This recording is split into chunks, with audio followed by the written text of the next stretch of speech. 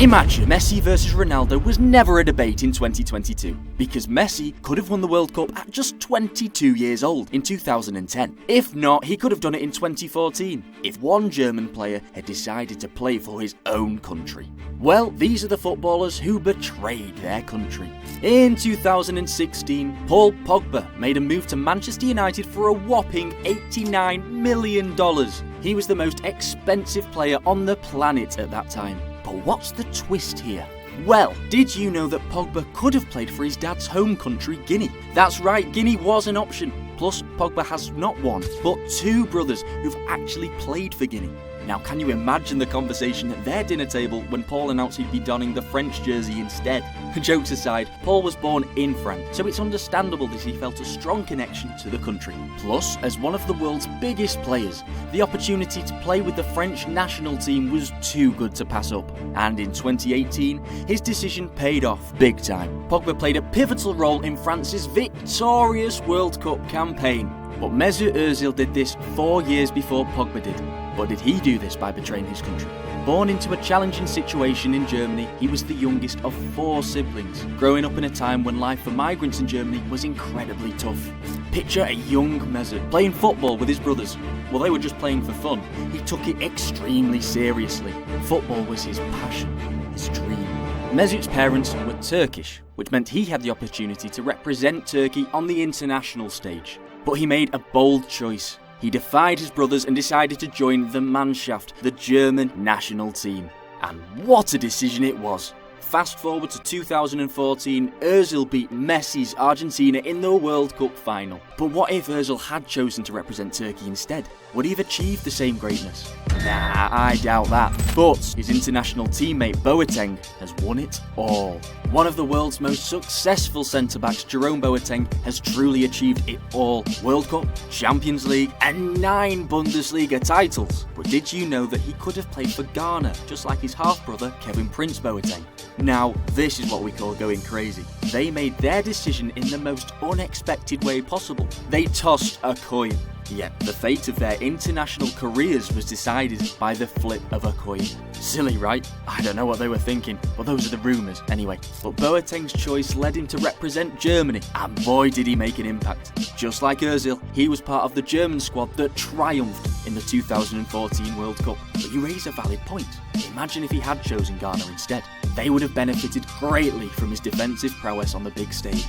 But Messi did what was the right choice for his nation. Lionel Messi, arguably one of the greatest footballers of all time, faced a unique dilemma when it came to choosing his international allegiance. Now, some argue that his decision was a terrible mistake, especially when comparing his international career to his club career before he won the Copa America and the World Cup with Argentina. Did you know that Messi had the opportunity to win the World Cup in 2010? Yes, the same year Spain clinched the title. It's a bit puzzling, right? See, Messi was born in Argentina, but his great-grandfather hailed from Spain.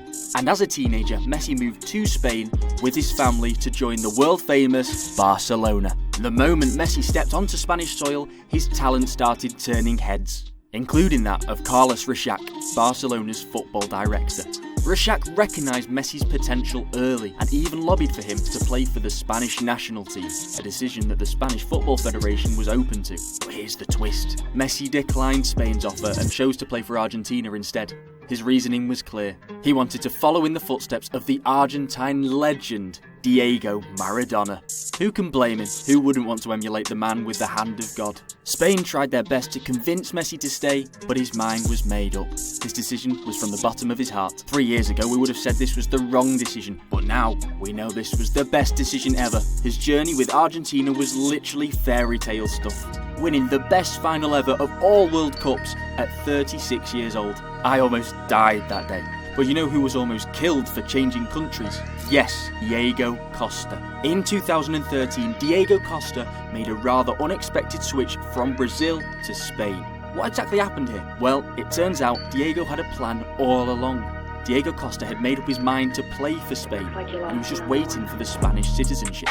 The Brazilian fans were furious. He even received multiple death threats. And you might wonder, why the uproar? After all, players switching national teams isn't uncommon. Well, it's all about the timing and the way Costa made the switch. You see, Diego Costa's decision to play for Spain came on the eve, literally right before the 2014 World Cup. The dude was high when he made the decision to switch. I mean, who rejects a deadly squad and chooses the other? Well, Haaland did exactly that. Erling Haaland, the scoring sensation, missed out on the chance to join what could have been one of the most deadly attacking trios in international football. This guy is only 23, but he's already got more titles than some people have coffee cups. He's got a Champions League, Premier League medal, and even set a record for the most goals in a season for Norway and in the English Premier League. The man's a goal-scoring machine, but he could have been chilling in England's squad if he wanted. Why? Because Erling was actually born in Leeds, while his dad was doing the fancy footwork on the pitch. That makes him eligible for the English national team. But no, Erling had other plans. He decided to represent Norway, and his reasoning was pretty straightforward. He said, I lived in Norway for such a long time, so it just felt right to choose Norway. Just picture this for a laugh. A world where Haaland, Kane, Saka, Foden and Rashford are all on the same English team. Defenders would be in serious trouble. But Mbappe has got that one all by himself in France. Kylian Goal Machine Mbappe is like a FIFA video game character brought to life. Goals, assists and skills galore. This guy has won his first World Cup as a teenager, while the rest of us couldn't even win a high school date. So here's the deal.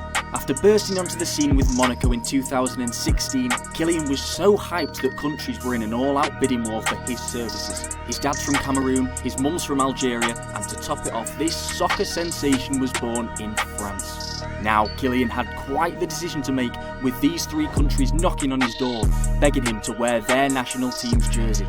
But before you jump to any conclusions, let's hear it from the man himself, his dad, Wilfred. He said, I wanted my son to play for the Cameroon national team, but the Football Federation charged us a certain amount that I didn't have. Yep, Kylian's dad was ready to mortgage the house for his son's career, but the fees were just too much.